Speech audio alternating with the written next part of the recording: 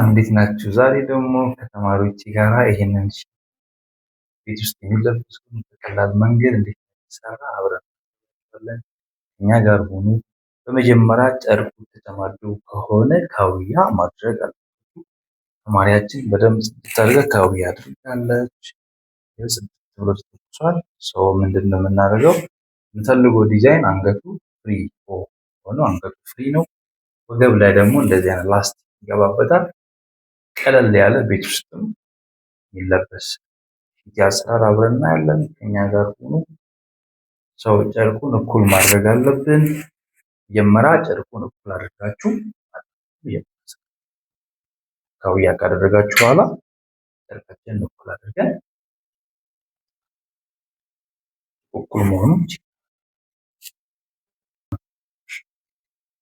እሺ፣ በዚህ ሁኔታ እኩል አድርጋችሁ ማጠፍ አለባችሁ። መጀመሪያ ስራችሁ እኩል አድርጋችሁ ታጥፋችሁ እኩል መሆኑን ቼክ አድርጉ።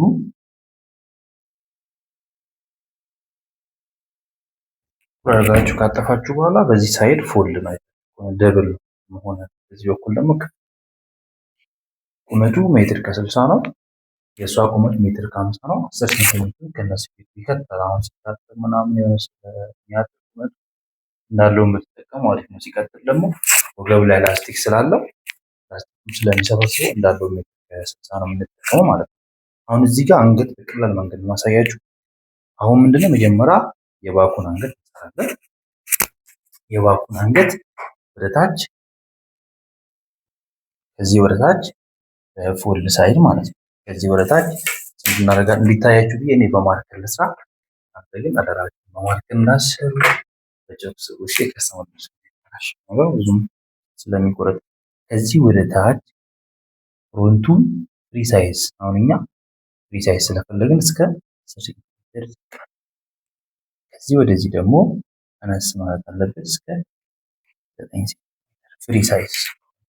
ኖርማል ከሆነ ግን ወደታች 7 ሴንቲሜትር ወደዚህም 7 ማድረግ ይችላል። እኛ የፈለግነው ሳይዙ ትንሽ ፍሪ እንዲሆን ደግሞ በዚህ ነው የተሰራው። አሁን የሰራው ፍሮንት ባኩንም እዚህ ጋር መጨረስ እችላለሁ። የባኩንም ፍሪ ስለሆነ 4 ሴንቲሜትር ከዚህ ወደታች 4 ሴንቲሜትር ግን በዚህ ሁኔታ ተረስም ማለት ነው። ከዚህ ወደታች 4 ሴንቲሜትር ባክ ነው። ከዚህ ወደታች ደግሞ 10 ሴንቲሜትር 9 ማድረግ ትችላላችሁ። እንደ ዲዛይኑ ደግሞ መጨመር ትችላላችሁ። በዚህ መሰረት ምልክት ካደረጋችሁ በኋላ እንደነገርኳችሁ ከዚህ ወደታች ቤዚኩ የምትሰሩ ከሆነ 7 ወደዚህም 7 አደረጋችሁ። ከዚህ ወደታች ቤዚክ ከሆነ 3 ሴንቲሜትር አደረጋችሁ መቁረጥ ትችላላችሁ። እኛ የፈለግነው ፍሪ ስለሆነ 10 መጣ። ወደዚህ ደግሞ 8 ማድረግ ትችላላችሁ።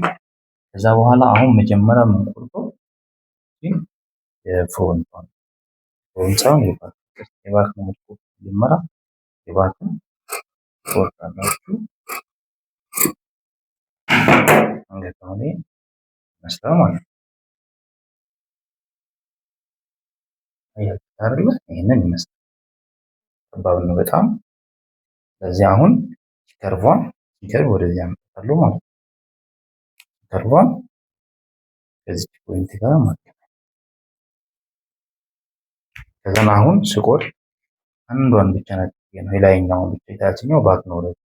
እቺን አንዷን ነጥዬ ነው የምቆርጠው። ይሄ በጣም ቀላል ነው። እቺን አንዷን ፓርት ብቻ የላይኛውን ከፍ አድርጋችሁ ይዙና ነጠላ ማለት ነው። ይሄ ታችሁ ባክ ነው። እንደዚህ ነጥላችሁ ትቆርጣላችሁ።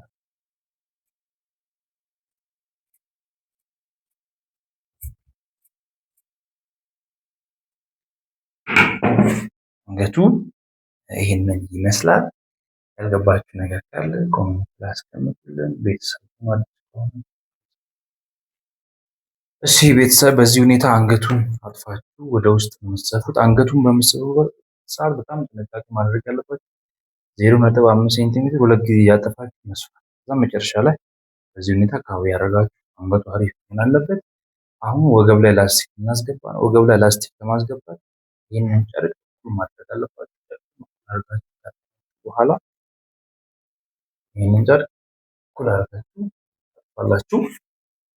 ከዛም ወደ ውስጥ ገለጣላችሁ።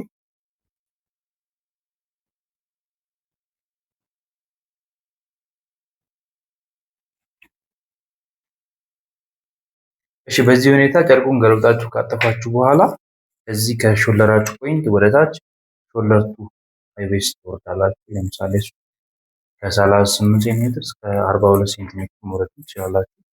ለከስተመራችሁ ሳይዝ መሆን ይችላል። ስለዚህ እኛ ከዚህ ወደታች 41 ሴንቲሜትር ዝቅ ማለት ፈለግን። እዚህ ጋር ማለት እዚህ ጋር 41 ሴንቲሜትር ላይ መመለከት እዚህ ጋር 41 ሴንቲሜትር ላይ እዚህም 41 ሴንቲሜትር ላይ ምልክት ካደረጋችሁ በኋላ ከዛ ፕላስቲክ ታመጡና ፕላስቲካችሁን እየወጠራችሁ መስፋት። እዚህ ምልክት ካደረጋችሁ ፕላስቲኩን ፖይንት እንደዚህ በስፖርት አያይዙና ፕላስቲኩን ትሳባላችሁ ማለት ነው። ይሄ ራሱ እንደዚህ ሸፍን የፊት ለፊቱን በዚህ ሁኔታ ትሳባላችሁ። ቤተሰቡ ነው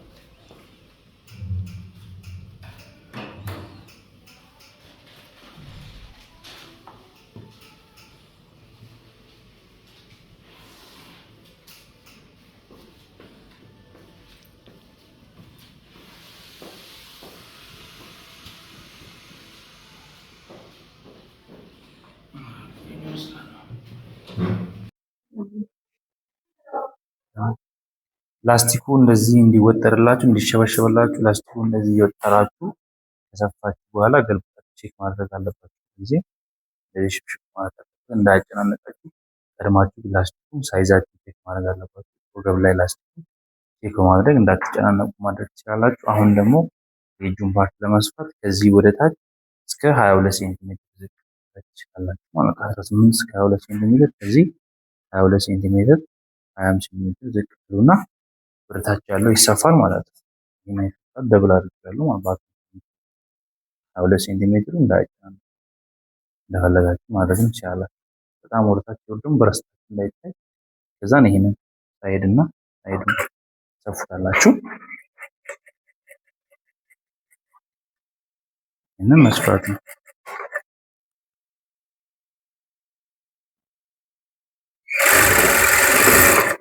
ለዚህ ያደርጋችሁ እስከ መጨረሻ ድረስ መስፋት